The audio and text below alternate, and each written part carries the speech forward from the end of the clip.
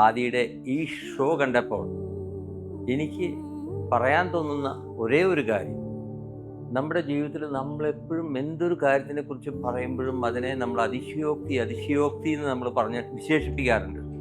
നമ്മൾ ആരോടെങ്കിലും ഒരു കാര്യം ഇത്തിരി കൂട്ടിപ്പറഞ്ഞാൽ അത് അതിശയോക്തി എന്ന് പറയും, അല്ലെങ്കിൽ മറ്റുള്ളവർ പറഞ്ഞു കഴിഞ്ഞാൽ നമ്മളത് അതിശയോക്തിയാണെന്ന് പറയും.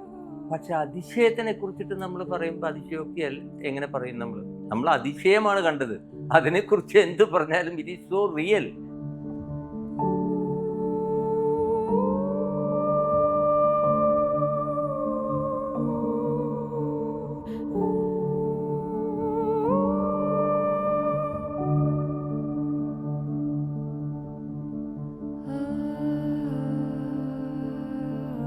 അതായത് അൾട്ടിമേറ്റ് ആയിട്ട് ഇതിൻ്റെ അപ്പുറത്തേക്കൊന്നും നമുക്ക് ചിന്തിക്കാൻ പറ്റാത്ത അത്രയ്ക്കും മനോഹരമായിട്ടുള്ള ഒരു വലിയ വിരുന്നാണ് ആദി തന്നത്.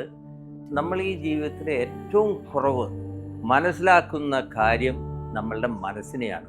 നമ്മളുടെ മനസ്സിൻ്റെ ശക്തി എന്താണെന്ന് നമുക്ക് തിരിച്ചറിയാൻ സാധിച്ചിട്ടില്ല എന്നുള്ളതാണ് നമ്മുടെ ഏറ്റവും വലിയ വീക്ക്നെസ്.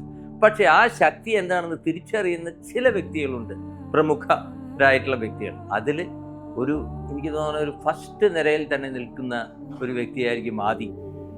ഉണ്ടോ? ഞാനല്ലേ? ഒരു ഫ്ലോ, ഒരു മിസ്റ്റേക്കും ഇല്ല. പിന്നെ ചെയ്യുന്ന കാര്യത്തിലുള്ള ആ ഈസിനെസ്, എല്ലാവരോടും വളരെ ചിരിച്ച് തമാശ പറഞ്ഞ് സ്പോണ്ടേനിയസ് ആയിട്ട്, ഒന്നും പ്രീ പ്ലാൻഡ് അല്ല. അദ്ദേഹം ചെയ്യുന്ന ഓരോ പ്രവൃത്തിയിലും സംസാരിക്കുന്നതിലും വളരെ സ്പോണ്ടേനിയസ് ആണ്. അത്രയും വലിയൊരു അറിവ്, ജ്ഞാനം അദ്ദേഹത്തിനുണ്ടെന്ന് അറിയുന്നതിൽ അത്ഭുതമാണ്.